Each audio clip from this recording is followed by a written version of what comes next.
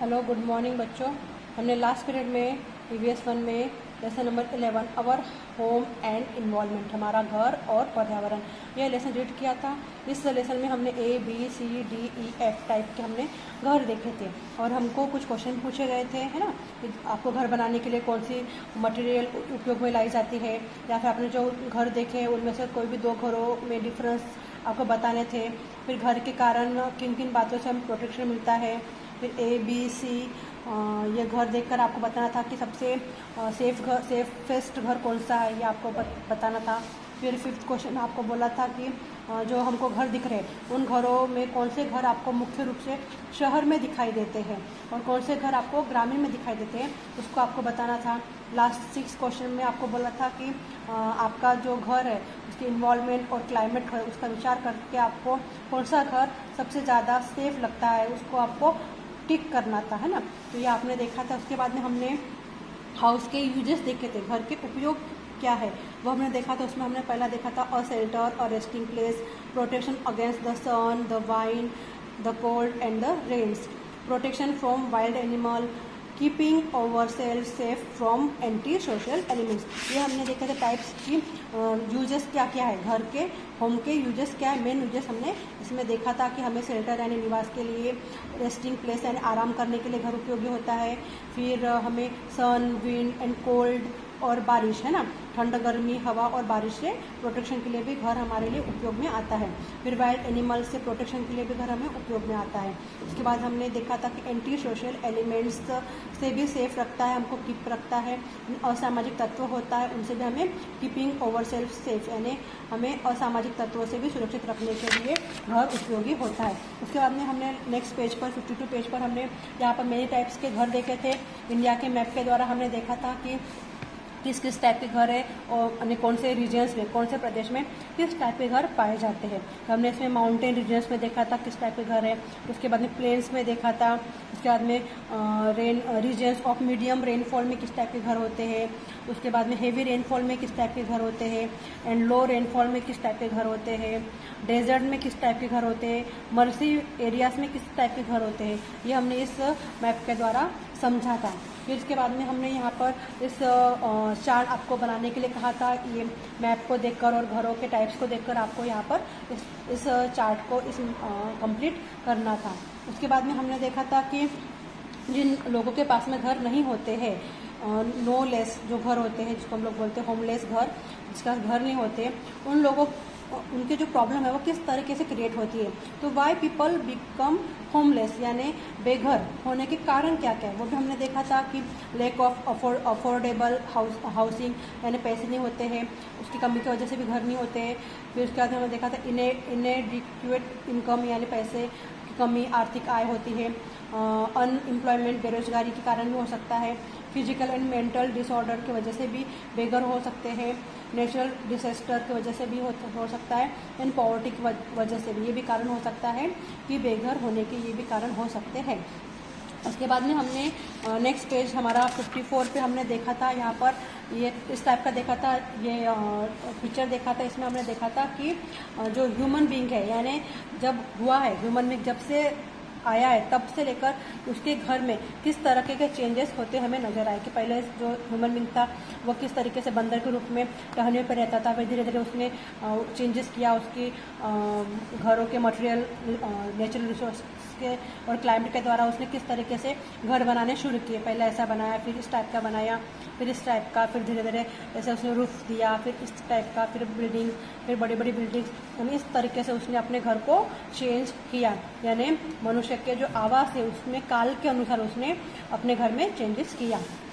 फिर हमने यहाँ पर देखा था कि मटेरियल जो लगते हैं घर बनाने के लिए, जो मटेरियल लगते हैं वो मटेरियल का ओरिजिनल सोर्स क्या है उसमें हमने देखा था। एग्जांपल के रूप में ब्रिक्स यानी ईंट मिट्टी से तैयार होती है, सीमेंट लाइमस्टोन चूने के पत्थर से होता है, ग्लास कांच रेती से बनती है। तो इस टाइप के बाकी के जो दिए हैं हमें iron, would, water, rouble, floor tiles, sand, roof tiles, tin sheet, इसके ओरिजिनल सोर्स क्या है वो आपको ढूंढकर इस टेबल को कंप्लीट करना है। यहाँ तक हमने लास्ट पीरियड में देखा। आज हम हमारे बुक में पेज नंबर 55 जो दिया है वो वहाँ से हम आज रीड करेंगे। ओके।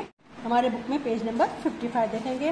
ऊपर में हमें दिया है यहाँ पर use this pictures to discuss how environmental pollution affects अस।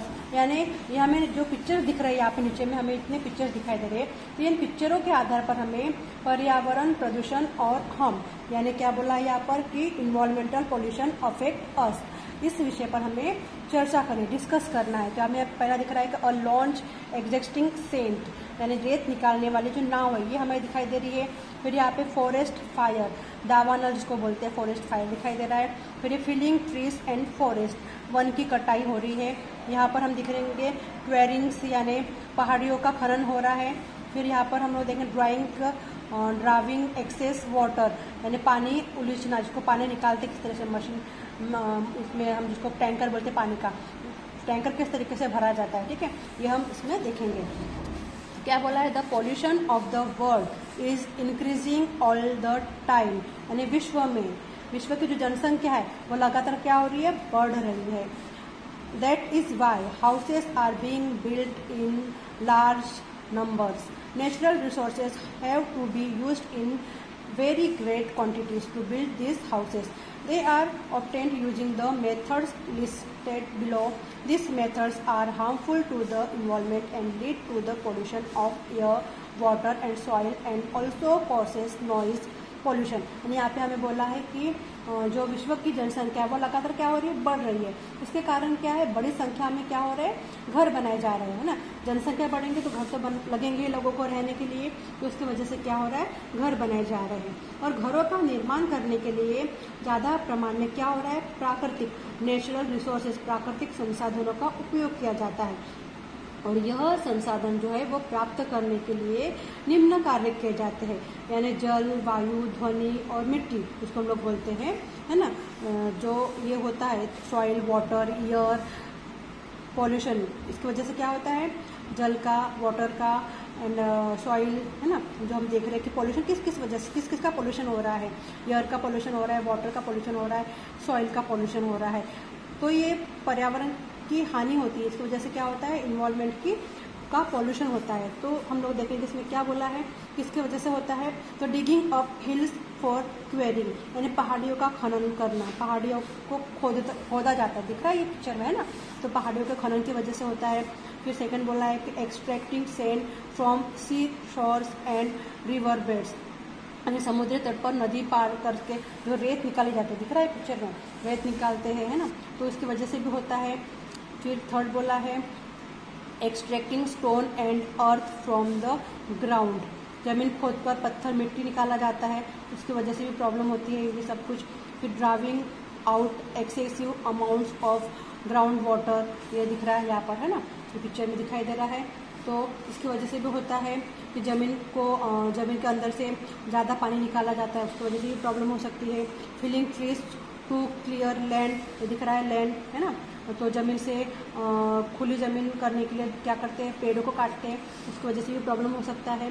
फिर filling up ponds, lakes, streams, rivers, creeks and low lying areas to reclaim land यानी ताल, नाला, नदी, खाड़ी आदि निचले जो भाग होते हैं उसमें से ज़मीन तैयार की जाती है। इन सभी की वजह से क्या होता है, एयर पॉल्यूशन, वाटर पॉल्यूशन और सॉइल पॉल्यूशन, इनकी वजह से ये सब पॉल्यूशन होते हैं, इन सब कारणों की वजह से। Because of growing urbanization, land which was previously being used for agriculture and similar other purpose is now being used to build roads and to raise settlements. When this leads to shortage of agriculture land, forest land is used for agriculture. Trees are felled in great numbers and forests are reduced. यहाँ पे क्या बोला है कि जब लोग खेती करते हैं या अन्य उपयोग करते हैं तो अन्य उपयोग के लिए आवश्यक जमीन है वो बढ़ते, जो अभी शहर बढ़ रहे हैं उसके कारण बस्तियाँ लोगों की पॉपुलेशन की वजह से बस्तियाँ बढ़ रही है, लोगों को रहने के लिए घर बनाए जा रहे हैं, सड़क बनाने के लिए उपयोग में भी काम में किया जाता है, यहाँ तक कि एग्रीकल्चर कृषि के लिए भी ज़मीन कम पड़ जाने के कारण वनों को है ना। पेड़ों को काटने के लिए आरक्षित जमीन भी कृषि के लिए उपयोग में लाई जाती है। इसके कारण क्या हो रहा है, बड़े बड़े पैमाने पर जो वृक्ष है, पेड़ की कटाई हो रही है, उससे वनों का जो क्षेत्र है, पेड़ वाला जो क्षेत्र है वो क्या हो रहा है, कम हो रहा है। और घर बनाने के लिए, है ना, हाउस बिल्ड करने के लिए, घर निर्माण के लिए भी जो सामग्री है वो तैयार करने के लिए भी ऊर्जा का उपयोग ज़्यादा हो रहा है। यहाँ तक कि मिट्टी से भी ईंटें बनाई जाती है, चूने के पत्थर से सीमेंट बनाया जाता है, और रेती से कांच बनाते हैं। ये सभी कामों के लिए भी ऊर्जा का उपयोग किया जाता है। ये सभी बातों की वजह से क्या हो रहा है, ये जो पेड़ है, मिट्टी है, इन सब का पोल्यूशन हो रहा है। एनर्जी, है ना, ऊर्जा, energy is needed to produce construction material. It is used on a very large scale to prepare bricks from soil, cement from limestone, glass from sand and so also। ये सभी चीज़ों के लिए ये सभी मिट्टी का उपयोग एनर्जी के लिए यूज़ किया जाता है। फिर बोला हमको, where does the energy come from? It is produced using natural fuels like coal, natural gas और mineral oil। These natural fuels can be used only once. They get consumed when we use them. Moreover, burning these fuels leads to air pollution. It takes lakhs of years for these sources of energy to form in nature. That is why it is necessary to bring into use other sources of energy such as solar energy or wind energy, which are available in plenty and which do not cause pollution. These are non-exhaustible sources of energy। यानी यहाँ पे क्या बोला है हमें कि जो energy का निर्माण करने के लिए हमको कोल का यूज़ होता है, like coal, natural gas and mineral oil, यानी कोयला, प्राकृतिक गैस और खनिज तेल, मिनरल ऑयल, इन सभी का यूज़ एनर्जी के लिए होता है। और जो ये फ्यूल है, एक बार उपयोग में लाने के बाद में ये खत्म हो जाते हैं, डिस्ट्रॉयड हो जाते हैं, खत्म हो जाते हैं। और इन एनर्जी जो ऊर्जा स्रोत है वो जलाने के लिए वायु प्रदूषण यानी जो एयर पोल्यूशन है वो भी होता है। और नेचर में इन एनर्जी जो ऊर्जा स्रोत है उसका निर्माण होने में लाखों रुपए भी खर्च हो जाते हैं। और भरपूर मात्रा में उपलब्ध और प्रदूषण न फैलाने वाली जो सौर एनर्जी होती है, सौर ऊर्जा होती है, या विंड एनर्जी होती है, पवन ऊर्जा जैसे ऊर्जा स्रोत है, उसका उपयोग बढ़ाना चाहिए। ये क्या है, एग्जॉस्टिबल सोर्स ऑफ एनर्जी, जिसको हम लोग अक्षीय ऊर्जा भी कह सकते हैं। All living things need shelter like human. Some other living things also build shelters using various material in their environment. But last year we saw that their shelters are eco-friendly and temporary. We should also be able to make permanent house that are eco-friendly। यानी बोला है कि सभी सजीवों को रहने की आवश्यकता होती है। मनुष्य की तरह सभी जो सजीव, कुछ सजीव भी पर्यावरण जो इन्वॉल्वमेंट होता है उसके विभिन्न साधनों का उपयोग करके ही अपने घर बनाते हैं। इसके निवास जो होते हैं रहने के लिए उनको पर्यावरण पूरक और अस्थायी होते हैं, जो हमने पिछले पाठ में पढ़ चुके हैं। ऐसा पर्यावरण पूरक और स्थायी स्वरूप का घर बनाना भी हमें आना चाहिए, है ना। We should also be able to make permanent house that are eco friendly house, है ना, ये भी आना चाहिए। हमको जो सूटेबल हो, हमारे इन्वॉल्वमेंट को जो सूटेबल हो, उस तरह का हाउस बनाना हम लोगों को आना चाहिए। इसके बाद हम लोग देखेंगे हमारे बुक में पेज नंबर 56 पर हमें यहाँ पर डिफरेंट टाइप का और घर दिखाई दे रहे हैं। यहाँ पे क्या बोला है कि some characteristics of eco friendly house. Eco friendly house जिसको पर्यावरण पूरक बोलते हैं, वो घरों की कैरेक्टरिस्टिक्स यानी विशेषताएं क्या है। इको फ्रेंडली जो हाउस होते हैं उसकी कैरेक्टरिस्टिक्स यानी विशेषताएं क्या है। तो फर्स्ट है minimum consumption of natural resources, यानी प्राकृतिक साधनों का कम से कम उपयोग होता है। Second, use of non exhaustible sources of energy such as biogas, wind energy and solar energy। यानी बायोगैस, विंड, पवन ऊर्जा और सौर ऊर्जा जैसे अपारंपरिक ऊर्जा साधनों का उपयोग होता है। थर्ड, रिसाइकलिंग ऑफ वाटर, पानी का रिसाइकलिंग होता है, पुनरुपयोग होता है। रिसाइकलिंग ऑफ गार्बेज, अनुपयोगी वस्तुओं का पुनरुपयोग होता है, गार्बेज का भी फिर से उपयोग किया जा सकता है। Avoiding artificial materials and artificial colours, avoid कर सकते हैं। कृत्रिम सामग्री और कृत्रिम रंगों का भी अभाव होता है, उसको भी अवॉइड किया जा सकता है।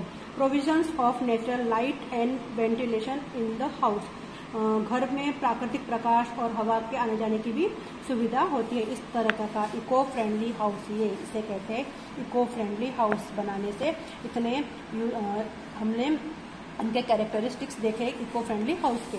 उसके बाद में यहाँ पे अंडर वाटर शेल्टर यानी पानी के नीचे में बना हुआ घर किस तरह का होता है, पिक्चर आपको दिखाई दे रहा है। क्या बोला है यहाँ पर, water tourism has now become an important occupation. In some places there are underwater shelters for tourists. From this shelter we get a direct view of the seabed and the amazing marine life. Such shelters are observed in the coastal regions of Europe and North America. ये जो जल पर्यटन जो बोलते हैं हम लोग tourism, एक महत्वपूर्ण व्यवसाय हो गया है इस टाइप के घर। कुछ स्थानों पर पर्यटकों के रहने के लिए समुद्र के नीचे में इस तरह के घर बनाए जाते हैं। इन घरों में ये जो निवास है उसमें समुद्र की तल में वहाँ के मनोहर सागरीय दृश्य है वो हमें प्रत्यक्ष रूप से बाहर में दिखाई देते हैं। सागर के दृश्य जो होते हैं वो हमें उस घरों से हमें प्रत्यक्ष इसका अनुभव होता है। ऐसे निवास जो है वो यूरोप में और नॉर्थ अमेरिका, उत्तर अमेरिका में तटीय भाग में हमें इस तरह के घर हमको जो है घर है अंडर वाटर शेल्टर हमें दिखाई देते हैं। फिर यहाँ पे बोला है the city, do you know में the city of Mumbai compromise 7 islands. The portion of water bodies between them were filled with stone and earth to create land.